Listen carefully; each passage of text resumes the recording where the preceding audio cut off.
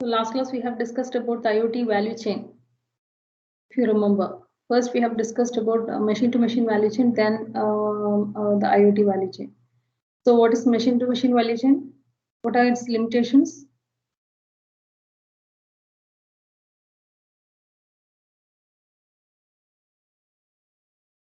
What are the limitations?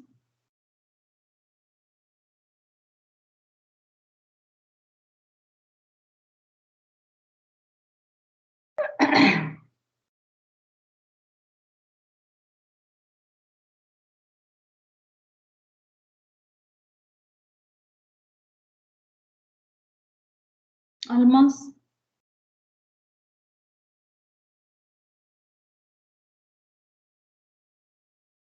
Aditya, Alvin.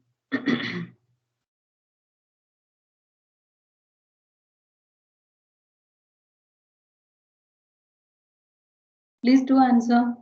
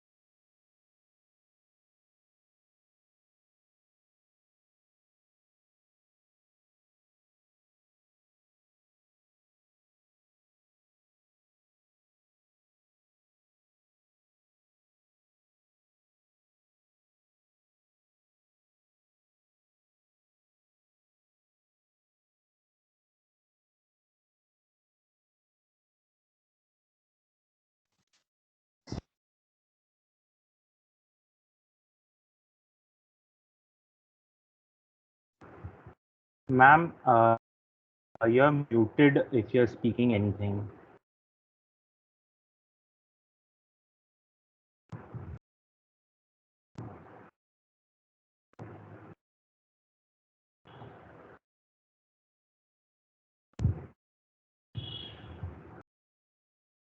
Okay, sorry. Am I audible now? See, people are not responding to my queries. Then how do I know that whether people are listening to me or not? I've already taken class. Ma'am, Already started class. There was not even a single you are person to say that it is muted. you were muted, right? Yes, I wasn't muted initially, and very few people were responding. Only one student was responding for that. My queries. Maybe later I have muted and I started taking class also. Now you are reminding me. It's okay, fine for me. I will go on taking the next topics. I will not ask any questions further.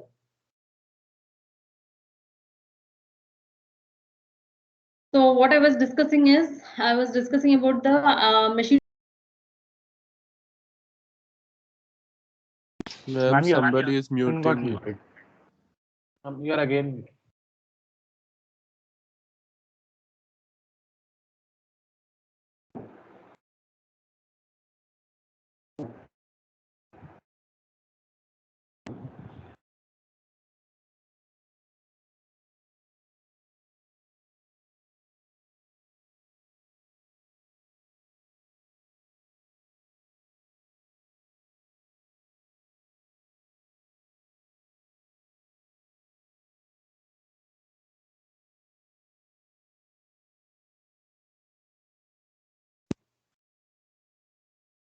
Am I audible now?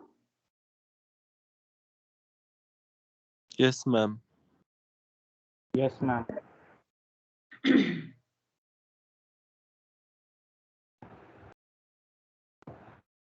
So we had discussed last class about the machine-to-machine value chain and IoT value chain, if you remember. Machine-to-machine value chain was very application specific in simple words. Okay, it is very application specific, whereas when coming to IoT chain, it is very broad, wherein we are collecting inputs from a number of devices which are available, say which is connected to the IoT system, then the open data which is available. Can you give me an example for open data?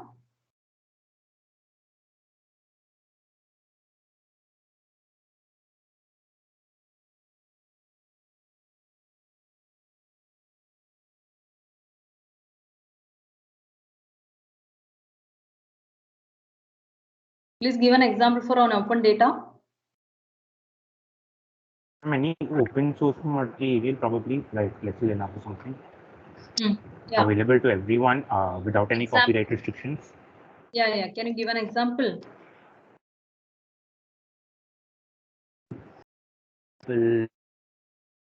Specifically, I gave Not one really sure, ma'am. specific example last class.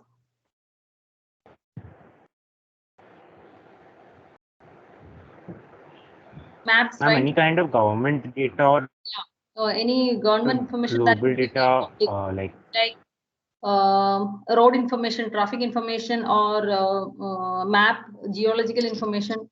So all these could be considered as open information, right? So that could be one open information. Then the information coming from the cellular network, that is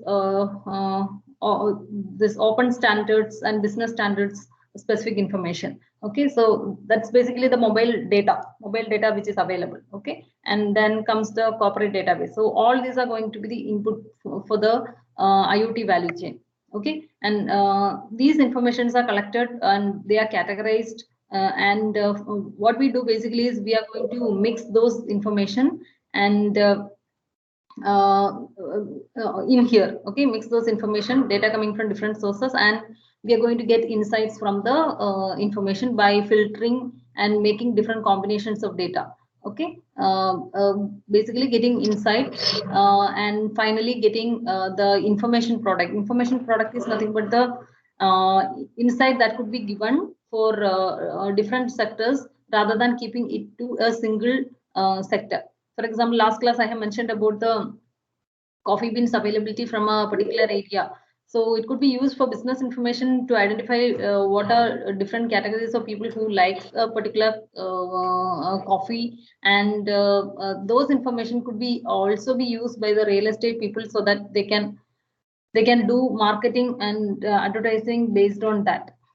Okay, now coming to the emerging in case you're industrial. sharing your,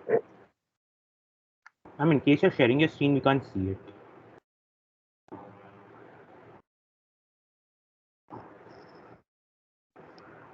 Can you see? Yes, ma'am. Now we can see. Next comes the emerging industrial structure for IoT.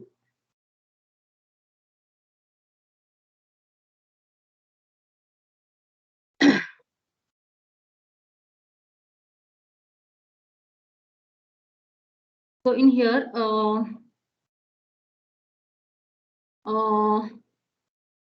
we can see that the same IoT value chain architecture is followed by the information-driven value chain. It's no longer limited to a simple system, but it is been made very broad. Okay, so we are going to call it as a global value chain right now. So IoT value chains are now global value chains, since the information coming from different sources are been combined. Okay, all the sources have been combined, and data analytics is performed on those, and get the knowledge and use this knowledge for different kind of application. Okay, so that's the kind of application. So we can categorize it in demand forecasting, targeted advertising, and predictive maintenance. These terms are not there in your textbook, but the essence of this emerging industrial IoT architecture is basically about demand forecasting, targeted advertising, and predictive maintenance, wherein the information collected with respect to a person from different perspective, from different devices, from his search history, from his social media network information, then seller information and corporate database, all these together, when collected, combined, and when knowledge is extracted from that, could be used for decision making purposes, and also it could be used by different sectors. It's not limited to a single sector, but it has been limited to different sectors of business. Okay, so basically, for example, when I say demand forecasting, so can somebody explain what is demand forecasting?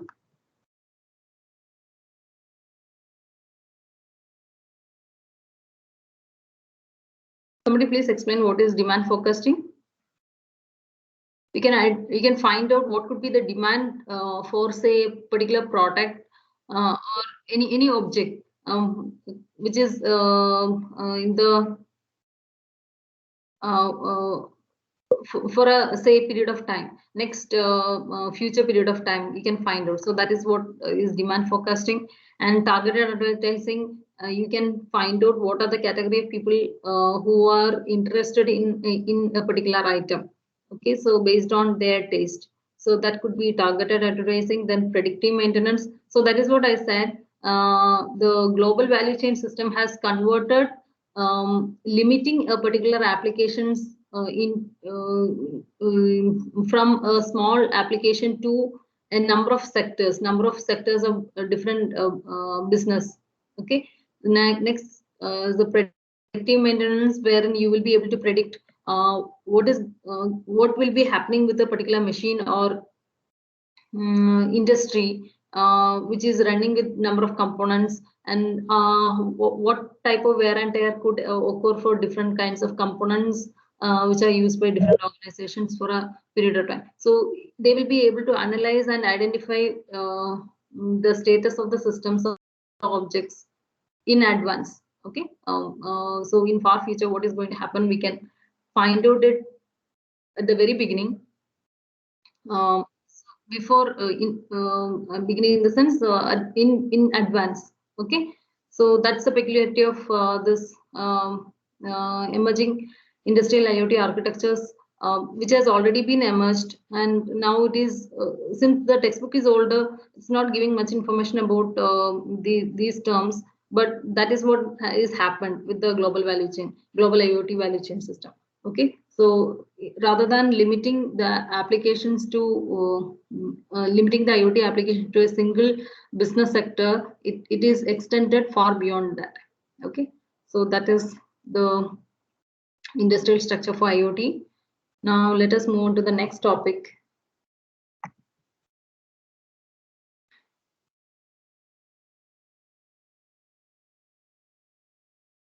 IoT implications.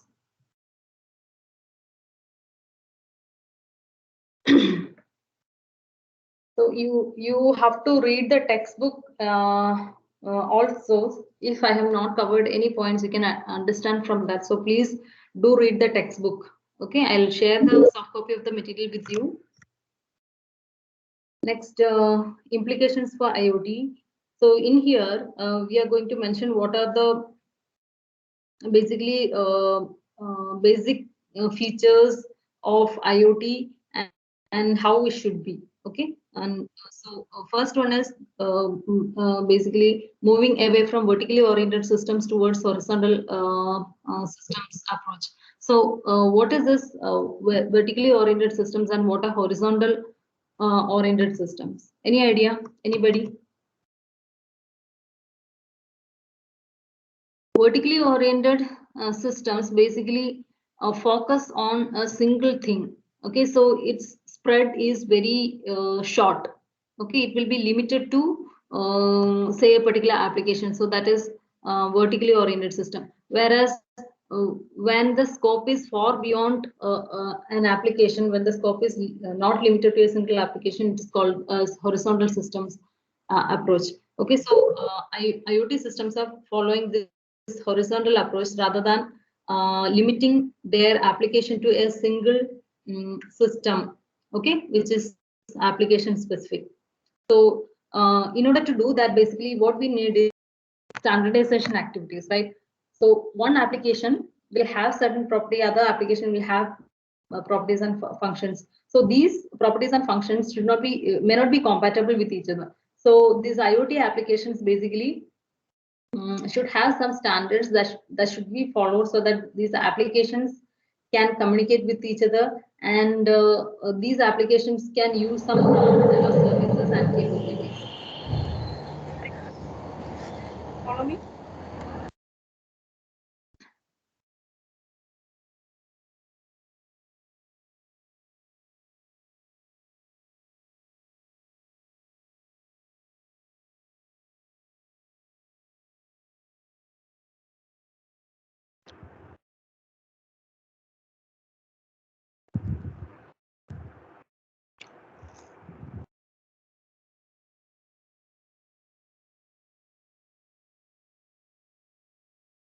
So that is the first implication, moving away from vertically oriented systems towards horizontal systems, so that many applications can communicate and many services can be created for applications. Okay, different applications can share service capabilities which is readily available. So conclusion is that to make these application specific things to interact with each other, you have to have a standardization procedure. The standardization procedures are followed by basically are built by basically a number of organizations like IETF. What is IETF? IETF is nothing but Internet Engineering Task Force, which is an organization which is primarily based on identifying what are the common set of service capabilities and that are available to an application. Okay, so that's the first point. Second implication is the use of TCP/IP stack. So we know that if an application is limited to very much limited to a particular protocol or particular constraint, for example, communication technology, then it may not be able to be compatible with other communication platforms which are available. So we have a common communication mechanism that is not followed by the internet, that is nothing but the TCP/IP stack, right? So the promotion of TCP/IP stack towards IoT device is very important because it is going to give a horizontal systems approach for the entire IoT system rather than limiting to few application specific protocols. Okay, so that is what for all the IoT applications should be in general should use TCP/IP protocol stack rather than limiting to its application specific protocols. Okay, for example, we had initially ZigBee protocol. This ZigBee protocol now is been basically ZigBee protocol is used for home automation solutions. Okay, on building and home automation solution, and this ZigBee application, ZigBee protocol is been replaced by ZigBee IP of TCP/IP protocol suite. So that's a kind of standardization the TCP/IP is bringing, so that these specific protocols which is used for specific application could be generalized and it could be made available across the horizontal system approach. Okay, next is shift from application specific device towards application independent devices. That's another concern. The devices should not be limited to a specific application. So what happens is here compatibility issues will come, and again horizontal approach may not be possible whenever application specific devices are introduced. So in order to avoid that, introduce application independent devices wherein there is no complication or no constraints for devices to communicate with each other, no constraints for the device to communicate using different protocols. Okay, exist. So that is another IoT implication. Next comes to data and information sharing across multiple domains. So again, data and information sharing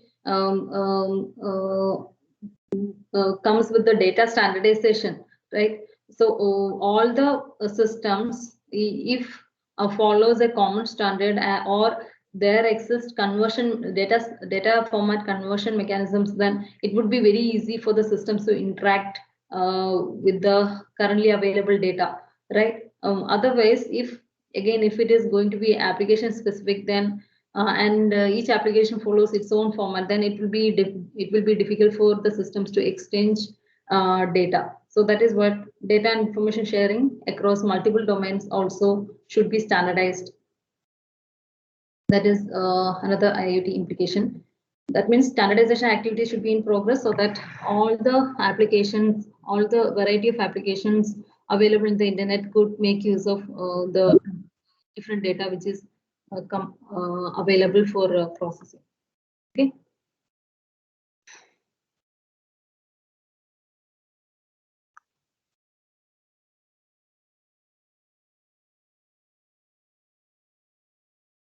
So the conclusion is for IoT, there will be a shift of focus away from the device, then connectivity centric towards services, data and intelligence. So it should not be device specific or connectivity centric, and you have to have common services, common format for the data and the intelligence that will be making the IoT complete. So these are the various implications of IoT system, to have services, data, and intelligence by keeping all these in mind. Next comes to the barriers and concerns in the IoT implementation. So let us see first what are the concerns about the IoT systems. One is a compromise of privacy and the protection of personal integrity. Okay, so what is it all about? Since we have a number of devices available, and all these devices or sensors collects various information from the person's body, from the or from the building, or from the smart meters available, or from the smartphones available, right? All this information will be collected, and these information will be analyzed using analytic tools, right? So one concern is about the privacy of the data, since all the information from the user is collected, and that is processed for getting insights. So that's one of the concern, privacy issue. Since data is private to the user, it is been made public, right? So that's one of the concern. Here in the IoT systems, the major concern itself is the privacy, because more than you knowing about yourself, the IoT systems will be knowing about you. Okay, when all the data is made public, right? So that's one of the concern. Another concern is about data quality, which is nothing but the data quality, quality of the data what is available in public, and which is used for analyzing to get the insight, right?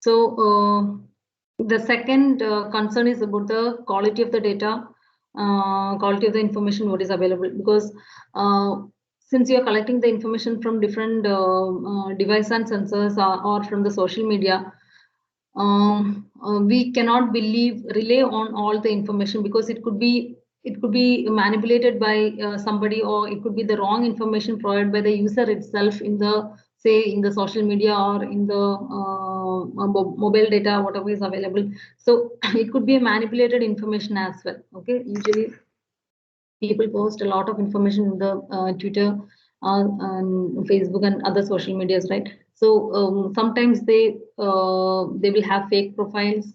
So using fake profiles, and it is very much easy to create a different user pattern than the actual users' taste and interest, right? So that's the issue that is concerned here about the data and information quality. Okay. So the reliability and accuracy of the data and information when relying on large number of data sources is the second concern. Next is the asset or economical or social damages.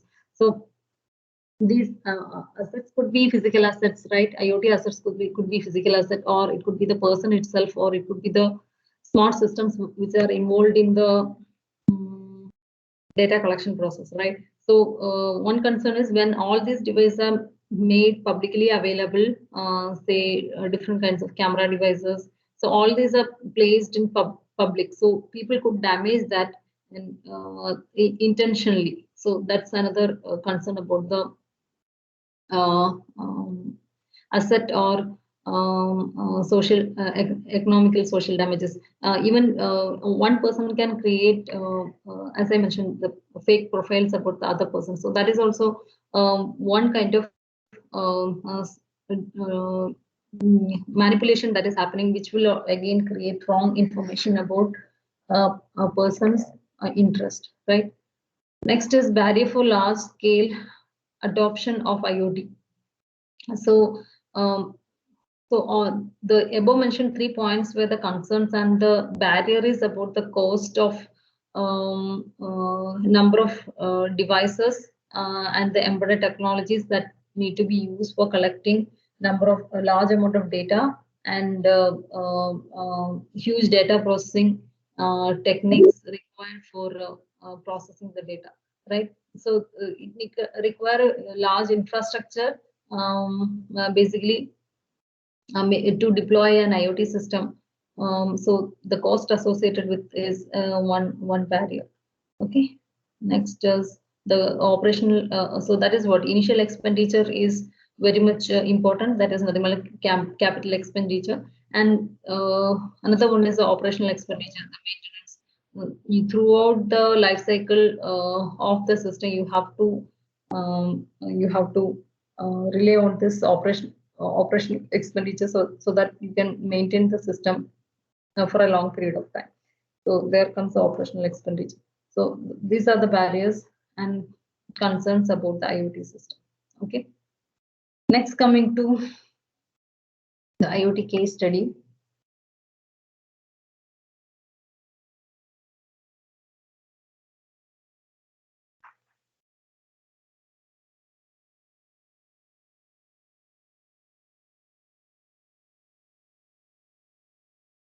So this is one of the case study example wherein the concern about is the benefit of IoT in healthcare. Okay. For healthcare applications, how we are preparing the say an IoT infrastructure, and what are the elements involved in the IoT system. So that is discussed in this case study, and how exactly the system is going to work. Okay. As you can see here, a number of elements are involved in the IoT systems in order to cooperatively generate the final insight. So here, the case study, what we considered is the stress analysis of the people working in an industry or in an enterprise. So basically, why we are concerned about the stress information, because it's one of the factor which is affecting the quality of the system, quality of the life, right? The entire quality of the human life is basically affected more by the stress which occur because of a lot of reasons. One reason could be the work pressure, right? Work pressure, since people work every day, and they will be in hurry to meet the targets, and they will be in hurry to meet the schedules. So that could be one of the reason. The stress could affect the quality of life of the people, the normal life. So that's why this particular stress analysis is being taken for finding out how the IoT solution could be for the system. Okay, so as I mentioned, the benefits of having an IoT healthcare basically include to prevent the person cost, because the person may have to spend a lot for healthcare systems in order to come out of the stress once they are into it, right? Another thing is the stress may reduce the productivity of the person who is under pressure always. So that's another reason, and ultimately reduces the productivity of the person, right? Person who is undergoing stress. So that's one major concern. Okay, and let us see how the IoT solution is. Basically, you can use number of devices for measuring the stress. For example, you can use sensors. Okay. For example, the sensor that could be used is one is EEG, ECG signals or EEG signals that could show basically the biological signals, right? Biological signals could show how the person is responding, and the biological signals are responding for the events. So that could be captured with the help of a number of devices. Another one is called as GSR. GSR is nothing but galvanic skin response, which is basically used for measuring the skin response, okay, for certain situations. So likewise, using different devices like GSR or by checking the heart rate of the system, or by seeing the blood pressure level of a person, you can identify what kind of situation he is undergoing right now. Okay. Now let us see what could be the machine-to-machine solution for that. The machine-to-machine solution could be, you can collect the information using some kind of devices connected to the body, or accelerometer in the smartphone, which shows the movement of the person. So you can obtain a pattern of how the body is responding to, and you can collect the data and transfer the data through the mobile smartphone devices. Maybe it can act as a gateway for sending the information to an application server. Okay, in the application server, you can analyze the collected data and find out what kind of experience the user is undergoing, and thus you can find out the stress level. Okay, and with the information which is retrieved from the insight which is produced from the data by the application server, you can send this information to the user itself, or the object from where you have collected, or the person from whom you have collected the information, saying that your stress level is at this point, your stress level is at this in this particular level. Or you can send it to the caregiver whoever is taking care of that person, saying that this is the situation right now. Okay, so what happens is it has a lot of limitations for the machine-to-machine solution, wherein you are collecting the information and sending it through a smartphone, and application server is processing that information and just passing that information back to the caregiver or to the person. So this is a machine-to-machine solution for that. Whereas IoT solution is far beyond that. What I have discussed so far is a machine-to-machine solution, wherein only limited information is available from the user, and that information is collected and analyzed by the application server, and the insight from the application server is sent back to the person or caregiver. So IoT system is going to be far beyond that. Okay. So wherein we can collect more data. For example, the daily activities of the person could be collected and it could be stored and could be sent. So that is about the person's information. Also, along with the person's information, you can collect the environmental aspects of the person. Okay, environment person aspects in the sense, say the informations like what is the weather and what is the weather quality, air quality, noise level at the workplace. Okay, and what is the temperature at that place. So all these are going to contribute a lot to the person's well-being. Okay, so this we can categorize as a physical properties. So environmental properties could be the physical properties, as I mentioned, various parameters of pressure, temperature, air quality level, noise level. All these we can collect and send, and those could be analyzed. Along with that, the work activities could be collected. Okay, work activities. What are the work activities that could include with respect to a person? For example, the number of emails that the person is receiving in a day.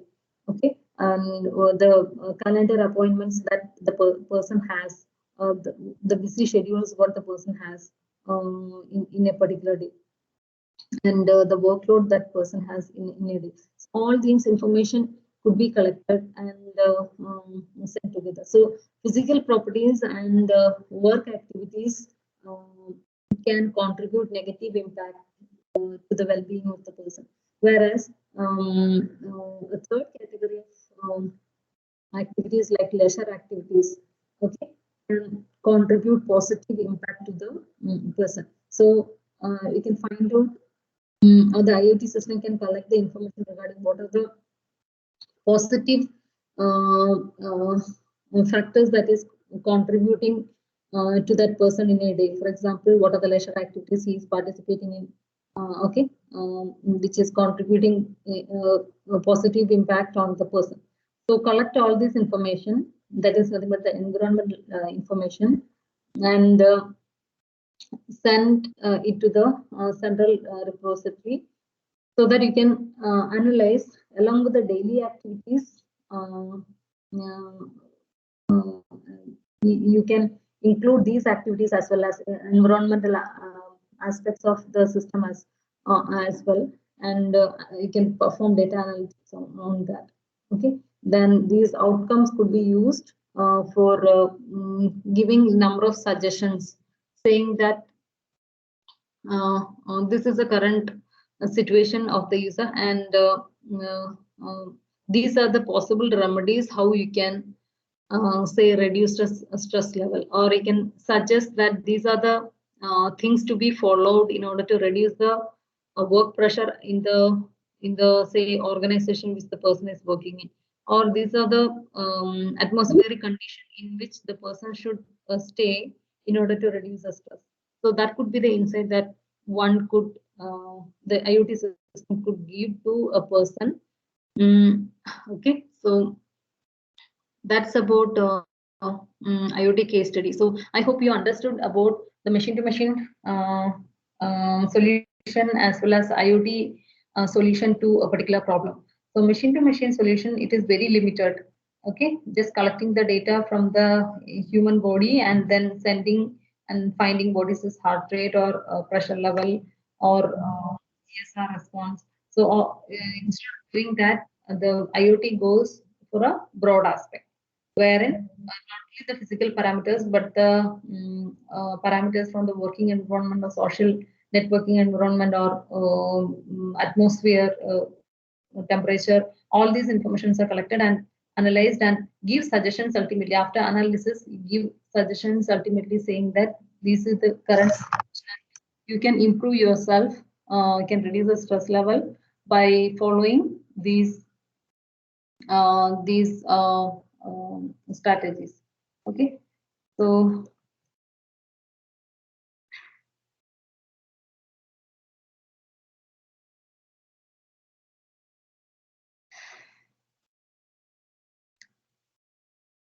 So that's about IoT oriented stress analysis solution. Now coming to the machine to machine and IoT architectural overview.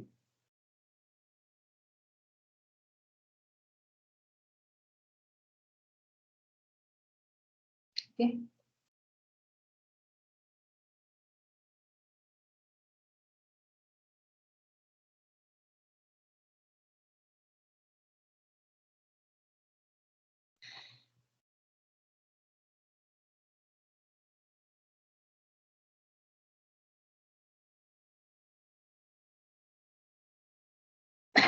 Any doubts so far?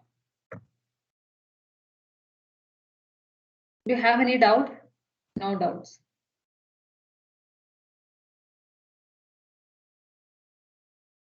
Okay, let us finish this architectural overview of IoT system. So here shows the functional layers and capabilities for an IoT solution. So basically, so we know the overall idea about how the IoT system is looking like from the above systems. Only you will come to know what are the systems which are involved in the IoT system, right?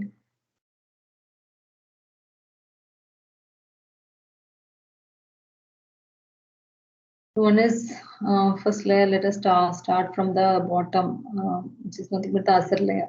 Asset layer, we can call it as a physical layer as well, because in here all the systems like, say, any IoT system you take, it contains, for example, vehicles or machineries or buildings or people or any object for which you want to include to an IoT system. So that is called an asset, right? Any asset of interest in the real could be considered here. Okay, and so that the asset is one thing that you are going to incorporate into the IoT system for monitoring purpose and for controlling, right? So all these assets that whatever we are considering the IoT system is going to have digital identities basically. Okay, maybe it could be in the form of IP, or for a person it could be in the form of its identity, Aadhaar information. So any object you take that need to be connected to a network, to an IoT system.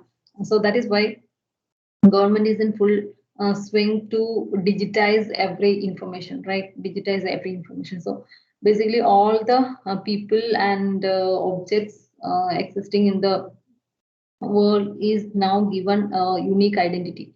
Okay, so there goes the asset layer. Okay, so it could be anything, vehicles, or as I mentioned, it could be the devices which are available, smart meters or whatever. All the devices will be given a digital identity, and all the people also have a digital identity right now.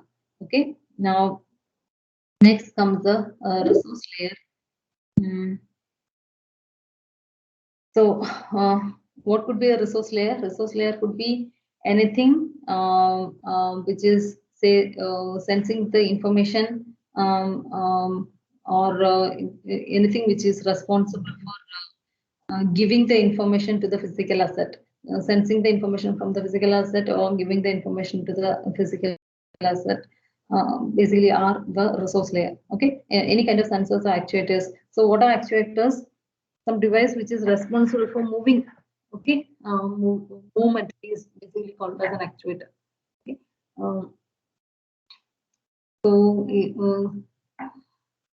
so resource layer can incorporate again smartphones or any kind of sensors or devices or gateways which are of a different type, which basically captures the data and aggregate the data.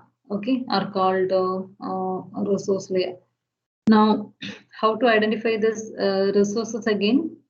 The resources again are identified with the help of unique identities. For example, RFIDs have RFID tags in it, or optical QR codes, or quick response codes you can make use of. So all these are going to be at the resource layer. Okay, and the third layer is nothing but the communication layer. Now, how about communication layer? Once the information from the assets are collected by the devices available in the resource layer, then it need to be communicated, right? Communicated to a data processing system. So we have a communication layer next. So this is basically providing connectivity between different resources, right? Different resources. And for example, you can consider wireless area networks or local area networks or telephone lines or cellular mobile networks or satellites or microwave links. So all these could be considered as a communication making elements which are responsible for transferring information from the assets collected by the resource layer, and that will be forwarded to the upper layers for processing. Okay.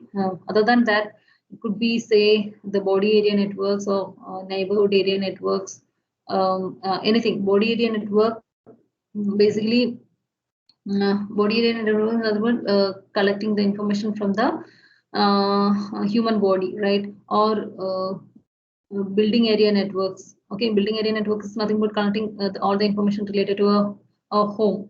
Or it could be neighborhood area network, which is collecting the information from the say smart grid with respect to a particular region. Okay, so that is neighborhood area network. So, or it could be information from the vehicle. So basically, communication layer defines a number of protocols for communication between different elements. It could be Zigbee protocols or IPv6 protocol, Bluetooth protocol. So all these all these can fall into the communication layer. Whatever is responsible for communicating the information collected from the physical asset towards the upper layer for processing. Okay. Next comes the service support layer. So what are the service support layers? So far we have talked about what is service and all. Come back.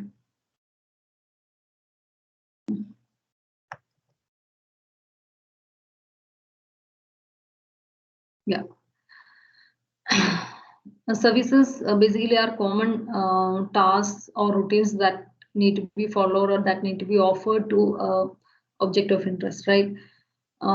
These services are basically provided by the service support layer, right? Uniform handling of the devices and networks will be happening by offering different services to the elements, right? Next comes the different type of services. One is remote device management services. And what do you mean by device? Remote device management services?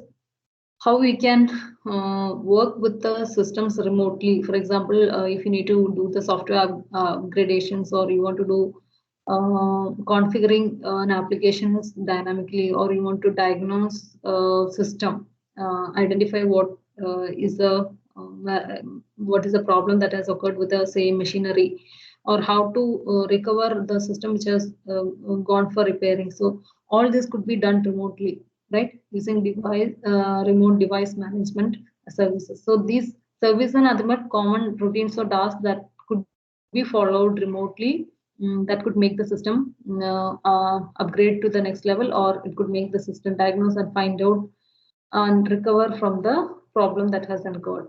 Okay. Next, other kind of service include communication related services, right?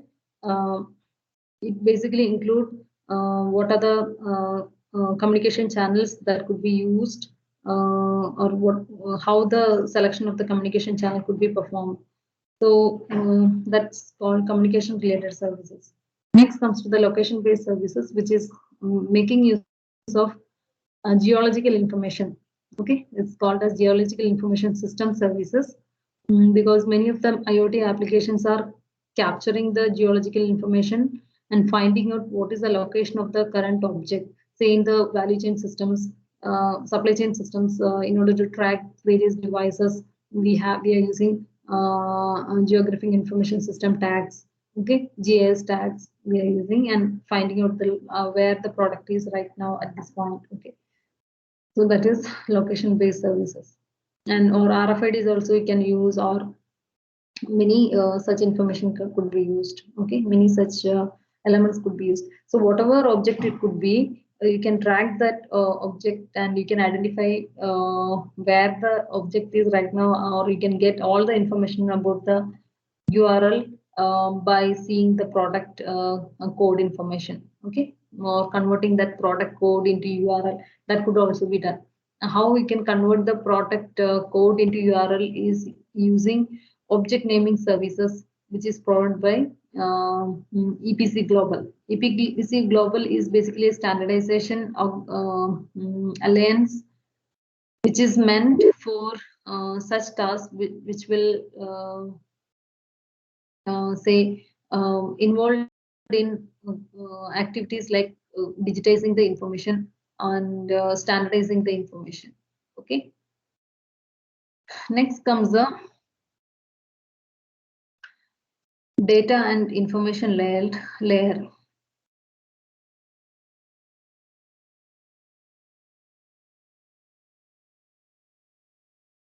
Let me download the attendance.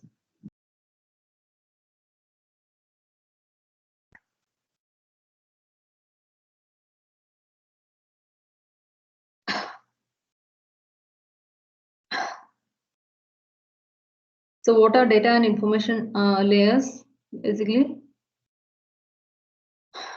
So the service layer provides the services, and communication layer receives the informations and communicates the information to the asset layer as well. So to and fro communication data transfer exists between communication layer, between service layers and upper layers and lower layers, right? So data information layer basically collects the data and creates different information models and number of knowledge representations, say in the form of graphs or insights. Okay, basically it will be focusing on creating the knowledge out of it. Okay, so that is the main purpose of data and information layer. It uses something called as a knowledge management framework for the purpose. Okay, basically to collect the information and to get the knowledge about what is happening with that data and what is the insights and what are the services that could be delivered out of it and what are the suggestions it could be produced for the user. So that's basically the purpose of knowledge management framework. Okay. So it basically identifies what kind of domain the data is available and converts basically the domain knowledge, whatever is obtaining to the end user by getting good insights. Okay, that's a knowledge management framework. That's the purpose of. Next comes the application layer. Application layer, as I mentioned, it consists of number of devices like smart grids, smart vehicles, or building automation. All these kind of applications could be there in the application layer. Whatever it could be home application, or it could be business applications, or vehicles, or smart grid, or healthcare systems, or whatever it is. Okay, so that is the application layer, and business layer basically contributes to enterprise organizations or individuals which are available for the business purposes. Okay. Yeah. Next comes other vertical parameters like security management and management, IoT data and services. So what are those? One second. Hello.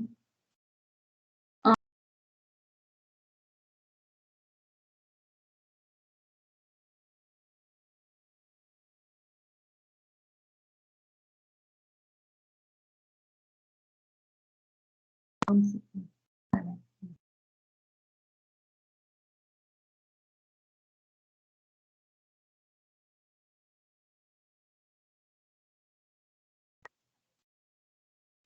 Yeah, we have talked about security already.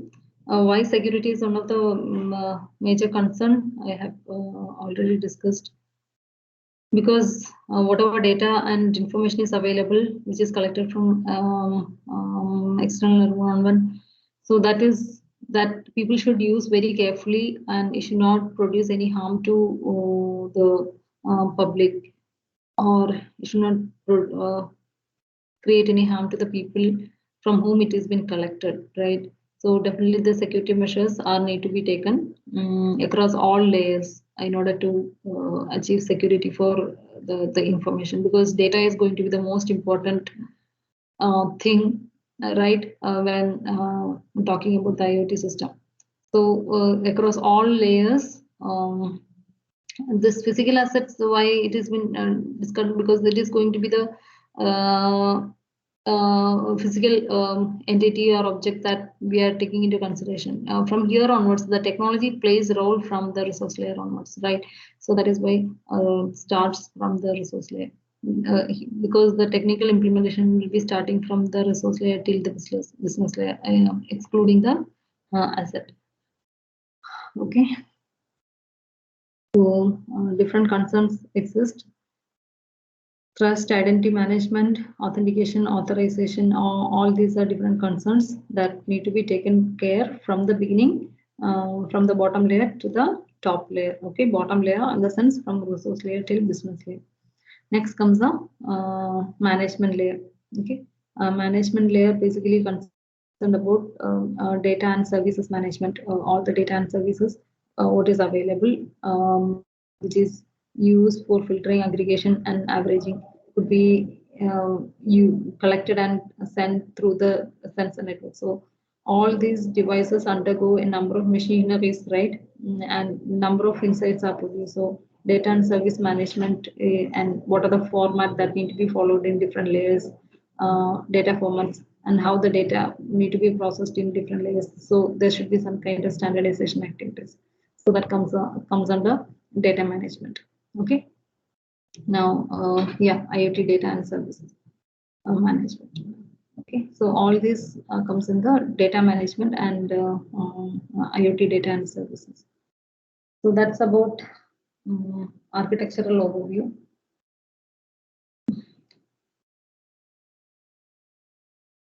Okay, let us stop here.